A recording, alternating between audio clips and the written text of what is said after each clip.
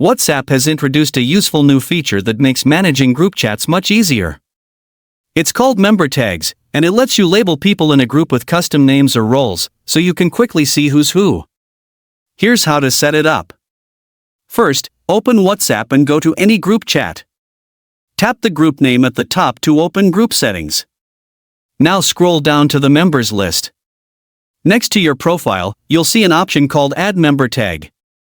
If you don't see this option yet, make sure your WhatsApp app is updated to the latest version, because this feature is rolling out gradually. Tap on Add Member Tag and enter the tag you want to use. This could be your role, department, or any identifier that makes sense. For example, I'll type Video Editor. You'll see a preview of how the tag will appear to others.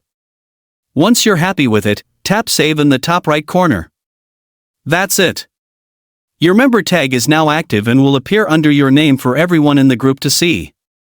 Keep in mind, not everyone has access to this feature yet.